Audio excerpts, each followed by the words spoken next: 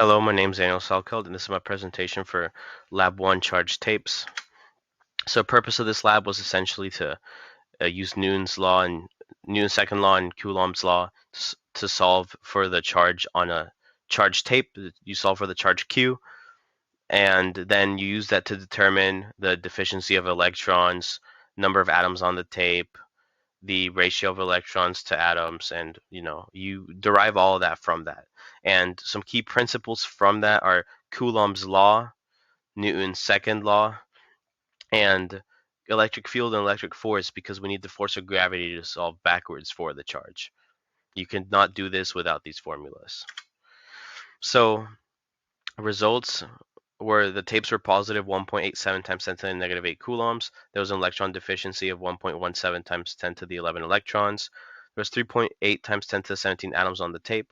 There was 1 electron per every 3.08 times 10 to the negative 7 atoms.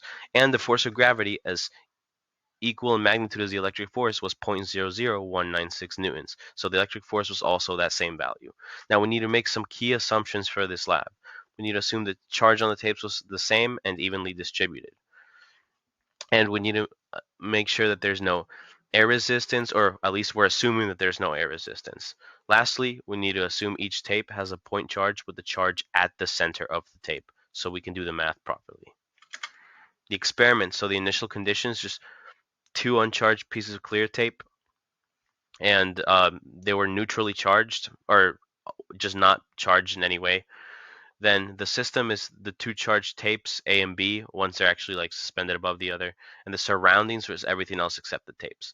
And essentially, for the procedure, we got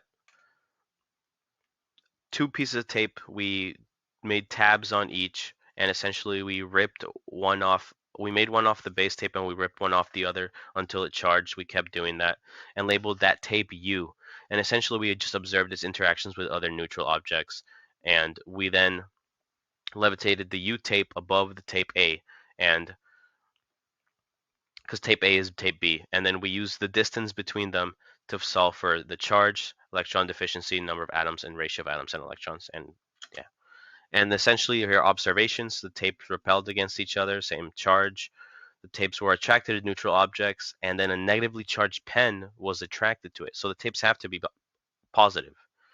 Now, as tape B, or the U tape, repelled against tape A, we have to see here that that means the force of gravity is equal and opposite as electric force, so they're equal in magnitude for it to suspend without changing momentum like that.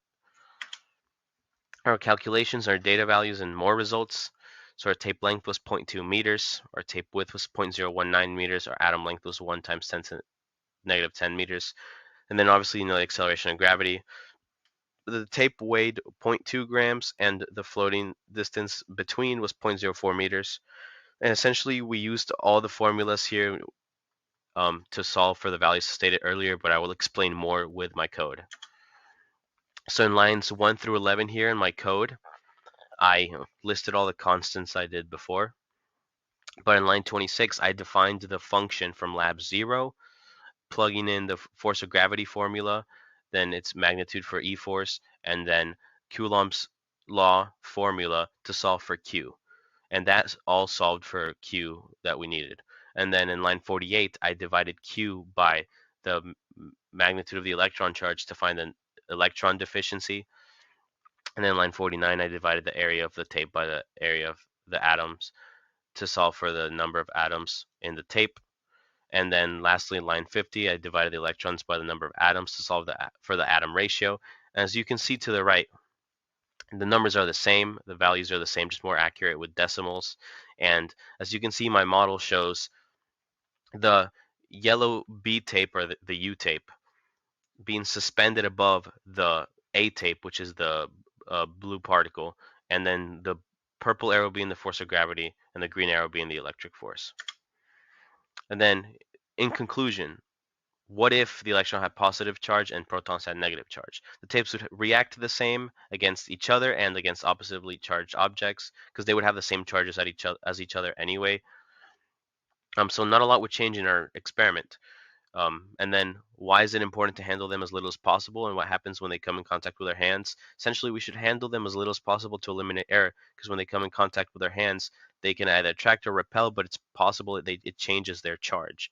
So we could possibly transfer an electron and change their charge, or just cause them to lose their charge. So possible sources of error in this experiment, essentially not measuring the tape correctly, or not measuring the distance between the tapes correctly, because that would change your math completely. More importantly, not handling the tape properly. You could make them lose their charge or not charge them properly at all. So thank you for this